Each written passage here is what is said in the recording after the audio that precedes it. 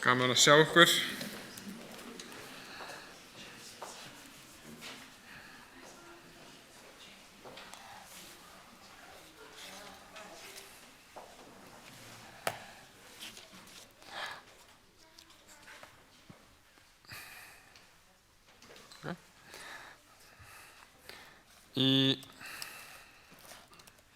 Við höfum verið að fara í gegnum fyrstu Mósebók þegar ég verið að predika og í síðasta predikun þá fórum við 13. og 14. kafla og þá sáum við Abraham, sem er svona frekar maður friðar og svona, fór í stríð til þess að bjarga frænda sínum Lot og Abraham hefði ekki farið í stríð en græðgi eða löngun til ofbeldis, heldur til þess að redda frænda sínum sem var bara eiginlega stríðsfangi.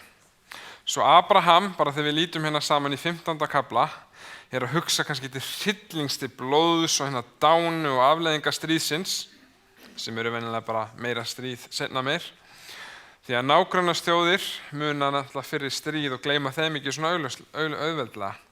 Og hann gat búist við hefndum og innrás síðar, því að í landinu sem hann er svona deila á milli margra þjóða, stanslaust eða smáhópa, og Abraham óttast hann geti kannski ekki búið í friði. En meir en það, hann átti engan erfingja til þess að njóta fyrirheitisins sem hann hefði hlotið. Óttaðist hvað var í vændum fyrir sig og sína fjölskyldu og hvað myndi framtíðin bera í skauti sér. Og við grípum niður strax í 15. kafla fyrstu Mósebókar ef þið fylgjast með. Og það segir, eftir þessa atburði, stríðið sem er búið að vera og það, kom orð drottins til Abraham í sín. Óttastu ekki, Abraham, ég er þinn skjöldur, laun þín munu mjög mikil verða. Svo, Guð segir honum sem óttast framtíðina að framtíð hans sé eitthvað sem hann þurfi ekki óttast. Og Abraham fær sín, ekki draum eða vitrun, bara greinilega beint hérna, í sín birtist honum orð Guðs, þó hann hafði kannski heyrt rödd tala áður, eða Guðs tala við sig eða einhver meginn, þá er þetta eitthvað sérstakt sem hann fær hér. Óttastu ekki, heyrir hann, sem við heyrum margoft í Biblíunni. Þegar menn fara í sín eða hitta engla eða sjá einhver brota dýr Guðs, eða bara jafnvel ófallin að vera eins og engla, og fólk fellur á fótu þeim af því að það bara sér þetta svo dýrlegt, og alltaf sagt, hei, ekki óttast. Jafnvel fjárriðarnir í haganum við fæðingu Krist féllu niður og englarnir segja, óttist ekki. Óttast ekki, Abraham, ég er skjöldur þinn. Ég er svo sem að hlífi þér eða frelsa þig. Ég er frelsun þín. Það er einhver orðaleikur í gangi. Og þetta er svona fyrsta ég er í Biblíunni. Við höfum Jesús sem kemur síðan og segir, ég er vegurinn, ég er sannleikurinn og lífið, ég er ljós heimsins, ég er alfa og omega, ég er sá sem ég er. Segir hann þegar Móse spyr hvernig að segja sendi mig þegar Guð sendir hann. Og í Nýja testamentinu segir Jesús, hei, sá sem var alltaf að segja ég er, eða sá Guð sem ég þekki undir því nafni, það er sá sem að ég er. Ég er skjöldu þinn og laun þín munu vera mikil. Er að segja, hei Abraham, ég er skjöldu þinn og laun þín eða afkomendur sem verður að vera mikil, ekki hafa áhyggjum af því, því að ég er framtíðin eða ég mun sjá þig. Svo sjáum við hvað Abraham segir í næstu versum. Abraham mælti, drottinn Guð, hvað ætlar þú að gefa mér? Ég fer héðan barnlaus og Elías frá Damaskus, hann verður erfingi hús míns. Og Abraham mælti, sjá, mér hefur ekki afkvæmi gefið og húskarl minn, hann mun erfa mig. En sjá, orð drottins kom til hans, ekki skal húskarlinn erfa þig, heldur sá sem af þér mun getin verða, hann mun erfa þig. Og hann leiddi Abraham út og mælti, lítu upp til himinsins og teldu stjörnunar, ef þú getur talið þær. Og hann sagði við hann, svo margir skulu niðja þínu verða. Og Abraham trúði drottni og hann reiknaði honum það til réttlætis. Svo, kannski eftir að hafa verið langa tíð í nýju landi og verið bara lent í öðrum hlutum en hann bjóst við, fjölskyldan ekki að stækka, það bara stríð í gangi og trúi kannski varla lengur lofurinu sem hann hafði áður fengið. Þú myndi eignast afkvæmendur og hann mun blessun verða allum þjóðum. En hvernig er það að fara að gerast? Ég er gamall og ekkert að heyrast í barnamálunum. En þó hann sé niðurdreginn og vill sýna svona vott uppfyllingu þessa loforðs. Laun þín munu vera mikill. Hann skilur það sem loforðum fjölda afkomenda því hann spyr strax, laun mín munu vera mikil, en hvað gerist? Ég er barnlaus, hvernig getur þetta ræst? Ég á ekkert afkvæmi, orðið sem við höfum oft séð áður, sem annarkvort þýtt sem afkvæmi eða sæði eða svona, segir hann. Loforðið sem hann hefði fengið áður í 12. kafla afkomenda, hann segir það er ekki ennþá búin að gerast. Húskarlinn er að fara að erfa mig, svo það er erfitt að trúa því að ætt mín muni vera stór og blessun ef ég á að reyna að telja því gennum húskarlinn. Og hann fær svarið, nei, hann mun ekki erfa þessi húskarl, heldur mun koma sonur af þínu holdi, af þér komin. Og ekki bara það, heldur minnir hann aftur á, eins og hann hefði áður sagt, eins og sandur á sjávarströndu, að vera niðja þínar sem fjöldi stjarnanna. Við lærðum í Nýja testamentinu og við höfum séð það að niðjar Abrahams eða erfingjar fyrirheitisins eins og það kalla það, eru þeir sem eins og Abraham trúa og í þessu tilfelli trúa á Jesú Krist. Því að fyrirheitið snýst ekki að gera gamla manna stórri fjölskyldu, heldur loforðið frelsarann megi uppfyllast gegnum Abraham og fjöldi þeirra sem að fylgi frelsaranum, hinum fyrirheitna Messías, verði mjög margir. Og Abraham trúði drottni og drottinn reiknaði honum það til réttlætis. Lásum við í 7. versi. Eitt af lykilversum fyrstu Mósebókar eða bara Gamla testamentisins. Og það er vitnað í þetta vers í 3 bókum Nýja testamentisins. Því að hérna finnurðu skilgreiningu á trú. Hvað er það sem Abraham gerir? Hann er reiðubúinn að samþykkja það sem að Guð lofar sem sannleika og byggist ekki á eigin verðleika neitt að sé reikna honum til réttlætis. Abraham treysti því sem að Guð sagði framtíð hans. Trúin snýrist ekki bara að samþykkja trúar hugmyndir eða kennisetningar eða eitthvað svona rétt og rangt, heldur var hún persónuleg.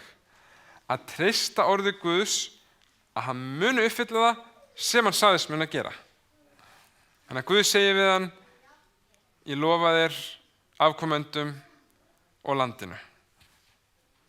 Og hann spyr hvernig það eftir að gerast, ég á bara húskall, ég er ekki að fara að sjá þetta gerast, en hann segir, nei, ég mun gera þetta. Og Abraham segir, ok, ég trúi því. Og Guð sér trúin hans og það segir að hann tilreiknaði honum til réttlætis. Hann trúði því að Guð myndi uppfylla það sem hann sagðist myndi gera. Abraham réttlætist af trú sinni. Hann var syndari sem hafði ekki í sér neitt eitthvað réttlæti þó hann væri kannski góður maður.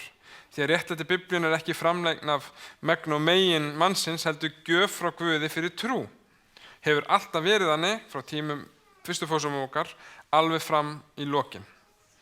Því að ef við lítum á Abraham og hans tíma, hvernig leit réttlæti út kannski þar? Og kannski víðar í öðrum svona hugmyndum trúar hugmyndum. Að meta eitthvað á vogaskálunum, þín góðuverk annars vegar og guðlegt svona réttlæti hins vegar. En hér er réttlæti ekki summa allra verka, heldur aðeins vilja hans til þess að treysta verki Guðs fyrir sig. Svo þennan ársfjórðung förum við gennum Galatarbréfið og í dag er sérstaklega verið að tala þetta vers, réttlætingu fyrir trú.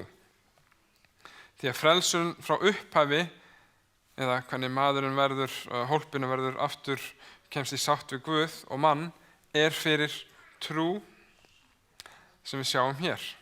Fyrsta skipti sem að frelsun er sett fram í Biblíunni er það sem réttlæting fyrir trú. Abraham trúði og Guð tilreiknaði hann réttlæti. Þess vegna gat Abraham verið í samfélagi við Guð sjálfan. Lesið síðan 7. og 8. vers.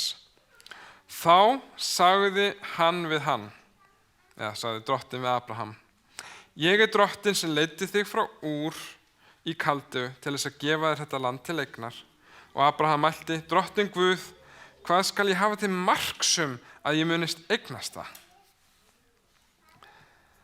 Svo þráttur að vera trúandi maður og Guð réttlætti hann af trú sinni, eða tilengjan um réttlæti, þá Abraham ennþá að spyrja, en hvernig mun þetta allt gerast?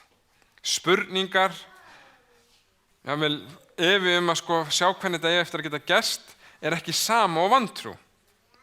Sumir vilja stundum láta trúna líta út eins og hinn barnslegi sem í trú kastar allir sjálfstæði hugsum, öllum efa og trúir bara og ekkert meira. En trú að treysta því sem að Guð segir að muni gera það, sem getur verið erfitt og við gefum margar spurningar hjá honum eins og ok, ég trúi, en getur þú sagt mér hvernig þetta er? Ég sé ekki alveg fram á þetta muni gerast. En Abraham, það er búið að lofa honum svo miklu, soni, landi, það er búið að ætla að gefa honum þetta, en hann, þetta er í framtíðinni sjá honum, en hann sér það ekki alveg gerast og spyr bara spurninga. Og þá sjáum við hvað gerist eftir það í 9. versi. Drottinn mælir við hann, svarar hann kannski ekki beint og segir hvernig gerist það, heldur vill hann bara fá mark þetta. Færðu mér þrefitra kvígu, þrefitra geit, þrefitra hrút, turtudúfu og ungadúfu. Og hann færði honum öll þessi dýr, hlutaði þau í sundur í miðju og lagði hvern hlutan gegn öðrum, en fuglana hlutaði hann ekki sundur. Og hræfuglar flugu að ætinu, en Abraham hann fældi þá í burtu.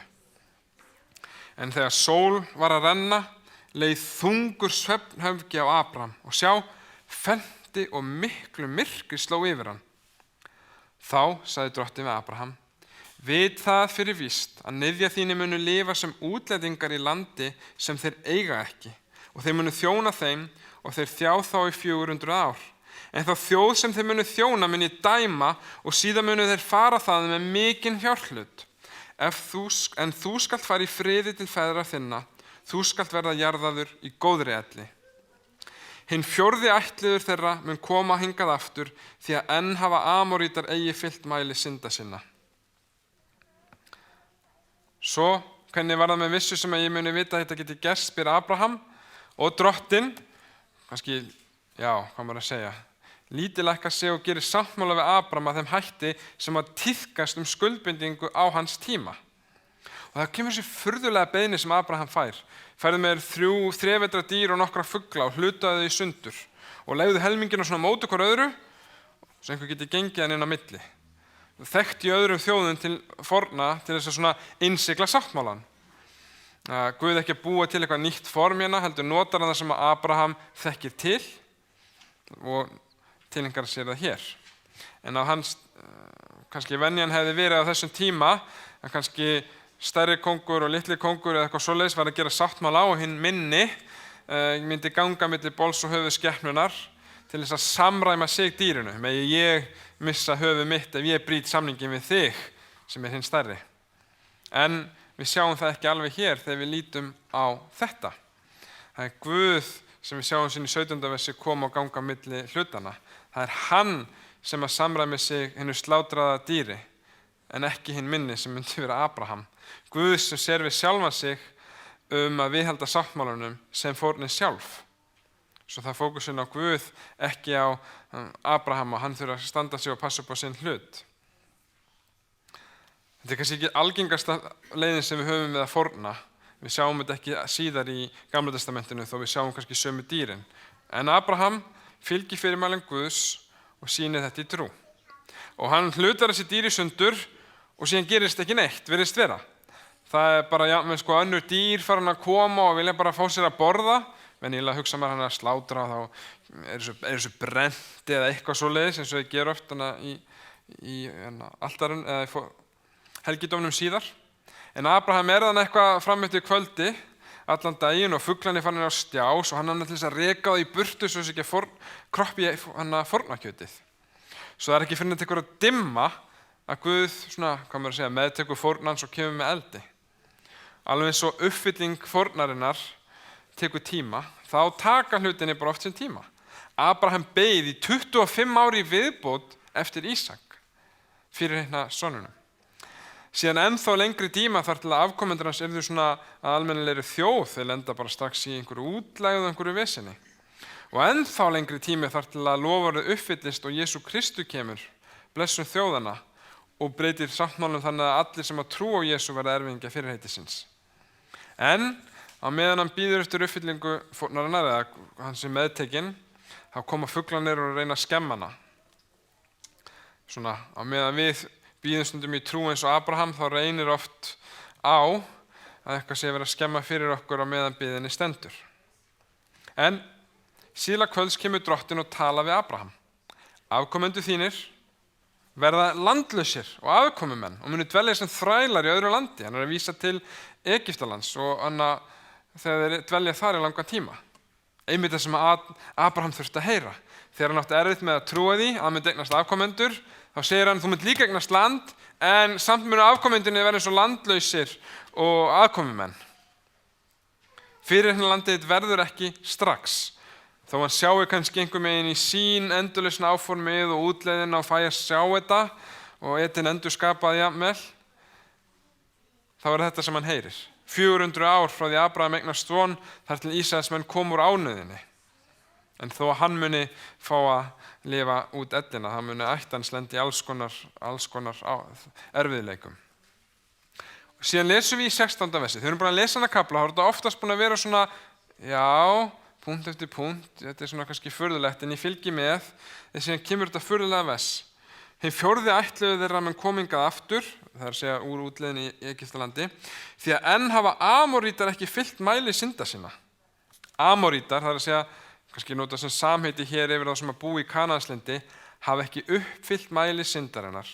Þráttur að vera þekktir fyrir úrkynjun sína og kannski, ílsku, samkvæmt öðrum köflum ritningarinnar, þá segir hann þeir eiga ennþá séns til þess að iðrast. Þeirra tími er ekki komin upp. Hann er nokkrar aldir að hann uppfyllast. Og Guð virðist bíða þar til að syndin fylli mæli sektarinnar þar til hann kemur með dóm sinn. Af því að Biblían segir hann sé ekki fljótur til þess að koma með dómin. Í öðru Pétursbréfi 3. kafla 9. versi segir ekki Guð seinn á sig með fyrirheitið, sem að sumir álítið að seinlæti, heldur hann langlyndur við ykkur, þar sem hann vill ekki að neinn glatist, heldur allir komist til iðrunar, segir í öðru Pétursbréfi, þegar verið að tala endurkomin og senkun hennar. En bara því að lyndirsenkun Guðs er að vera langlyndur og ekki drífa sig með dómin til þess að refsa fólki, heldur til þess að bíða og leyfa fólki að fá tækifæri til iðrunar.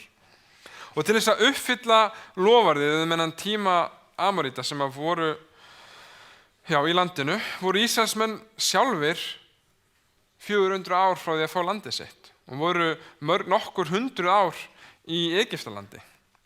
Abraham og afkomendur hans átti ekki að fá landið fyrir en Amorítar hefðu uppfyllt mæli sektarinnar og dómurinn var ennþá í fjarlægri framtíð. Og það er ekki fyrsta skipti sem er í bara 1. Mósebók sem við höfum lesið að dómurinn var langt fram í framtíðinni. Viðvörun flóðið á tímum Nóa var gefin 120 ára fyrirvara eða frest til þess að gefa fólki tíma til iðrunar. Nú þegar kemur að þeim sem að vænta komu Krists, sem að vænta þess að hann komi með laun trúarinnar, þegar hann kemur aftur til þess og sé búinn að dæma réttláta og rangláta og komi til þess að taka á heim til sín, getur það tekið lengri tíma en aðeins þess þær vilja og þess vel svo að við viljum bara ekki trúa því lengur að tími dómsins sé komin þegar hugsa svona rannsóknardóma áður en Kristur kemur og þannig. En viti menn, þegar mæli sektarinn er fylltur, þá mistu Amoríta landi og Guð stóð við sitt fyrirheit. Kannski langur tími og menn þurfa að bíða, en kannski ástæðan fyrir því eins og við lesum í öðru Pétursbréfi, hann er ekki að flýta sér að, hvað maður að segja, komið með dóminn sinn yfir þá sem hafa fyllt mæli sektarinn, heldur gefur það þeim sinn séns. Sama kannski sem að við lifum í núna, sem að væntum og viljum sjá Krist koma aftur og ganga frá hlutunum. En við endum hérna í 17. og 18. versi og lesum áfram. Þegar sól var runnin og myrkt var orðið, þá kom reykur sem úr ofni og eldslogi og hann leið fram á milli þessara fórnarstykkja. Og á þeim degi gjörði drottinn sáttmála við Abraham og mælti: þínu afkvæmi gef ég þetta land, alveg frá Egyptalands ánni til árinnar miklu árinnar Efrat, land Kenita, Kenisíta, Kadmoníta, Hetita, Perisíta, Refaíta, Amoríta, Kananíta, Girgisíta og Jebusíta. Svo eldlogin sem fer á milli stykkjana, það Guð sem fer milli þeirra í eldslagunum. Guð birtist oft í ritningunni sem eldur. Á hvítasununni svona eldslogar sem koma yfir á þegar þeir fá heilagan anda. Þegar Móse hitti Guð þá eins og sé svona brennandi runni. Sem eldstólpi í eyðimörkinni í göngu Ísraelsmanna var hann þar nálægt. Í þeirra tilfelli nærvera Guðs í formi eldsloga eins og við sjáum hér. Og það Guð sem fer á milli stykkjana, við segjum í fórninni. Það hann sem stendur við sitt loforð. Það ekki sagt að Abraham gangi á milli þeirra. Og sáttmáli Guðs hér eins og með Nóa. Það eiginlega bara lofar Guðs einhliða sáttmáli. Ég mun gera þetta. Þetta ekki svona venjulega oftast þegar við tölum við sáttmála. Sáttmála milli tveggja aðila og þeir báðir ákveða ég ger þetta, þú gerir þetta og þá erum við með sáttmála. En alveg svo með flóðið þá gefur Guð sáttmála með regnbogann segir ég mun aldrei torti með jörðina aftur með vatni. Og hér gerir hann Abraham sáttmála líka og segir bara ég mun gefa þér afkomendur á landið og það mun koma og hér, gefið þér kannski ekki beint svona eins fallega regnboga en ég gefið þér þetta tákn eða mark það í þessari fórn. Og síðan segir hann og staðfestir það alveg frá bara ánni í Egyptalandi, Níl til Efraíts, frá norður til suðurs, yfir allt landið. Þetta svona svolítið, náð mín skal ná yfir endimörk jarðarinnar og afkomendiðinir munu fá allt þetta land. Þetta hlýtur að eiga við meira en tíð Ísraelsmanna þegar þeir voru á hátindi sínum, því að Ísraels þjóð, þóttur hann væri kannski stór meðan Davíð og Salmón voru konungar, þá náðu hann aldrei frá Egyptalandi alveg fram til Babýlon. Ísraels þjóð sem á hátindi sínum var aldrei nálægt yfir að svo stóð. Svo hvað á maður að gera við þetta loforð? Annaðhvort að geta menn trúið í að þetta sé loforð sem að standi enn fyrir afkomendur Abrahams, gyðinga, Ísraelsmenn og muni ekki uppfyllt, þó þessi ekki uppfyllt núna, það muni gerast síðar, að þeir muni eignast all landi frá Egyptalandi til Íraks, all Mið-Austurlönd. Þannig að það að styðja þá í nútíma hernaði jafnvel, á trúlegum ástæðum.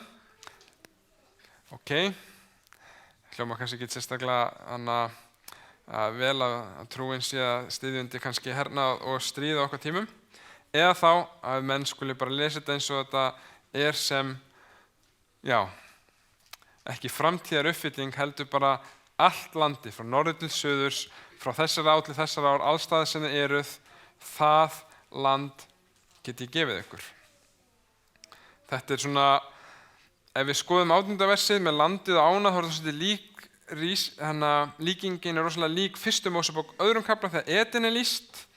Þar er það ár sem að marka landið, fljótranningin garðinn og var það 4 ám, muniði Píson, Gíhon, Tígrat og Efrat. Kannski var lofar Guðs meira en bara einhver hertíð Ísraels, heldur sínum Messías og endurkomuna til Eden sjálfrar. Enda þegar við skoðum þennan texta þá sjáum við það er dimma sem að kemur, það er eldur og hræfuglar og það er svona pínu apokalyptískur tónn yfir þessu að þetta sé kannski eitthvað sem hefði geta orðið eða þá hann sé að lýsa einhverju lengri inn í framtíðina eða noti svona ýkt mál, segir bara allt landið getur verið ykkar þá að þeir hafi aldrei náð því fyllilega, þá muni það að lokum þegar Kristur kemur, þá náttúrulega breiðist afkomendur Abrahams út allan heim. Og ekki kannski fyrir en að endurkomu Kristi sem mun algjörlega vera uppfyllt. Ég held að það hljómi frekar betur en að þetta sé í framtíðinni og seinna þeir með hernaði. Allavega, við sjáum í þessum kafla að Abraham trúði Guði og varð réttlátur af trú sinni. Hann trúði því að Guð myndi gera það sem hann sagðist myndi gera. Stundum er mjög auðvelt að svona kannski trúa því að svona einhverju leyti en ekki algjörlega. Þegar reikningin segir ef þið eru synd ykkar og játið þær og þá er Guð fljótur og trúr að fyrirgefa. Já, get ég trúið því að þegar orðið segir það að ég bara trúi. Guð segir að hann muni fyrirgefa mér, þá bara trúi ég að hann fyrirgefi mér. Ég ætla ekki að bera mína eigin byrði alla stundir eða vera ómögulegur fyrir alla tíð eða halda hann getur ekki fyrirgefið flest en ekki það sem ég hef gert. Eða þegar stendur elski náungan eins og sjálfa þig. Trúi því að það sé það besta og gera það eftir bestu getu, ekki bara það sem mér næstir, heldur jafnvel náungan sem að ég hef engan sérstaka áhuga á og skipti mig ekki neinu máli. Það bara eitthvað böggandi að vera pæli í honum. Abraham trúði orði Guðs og honum var tileinkað til réttlætis.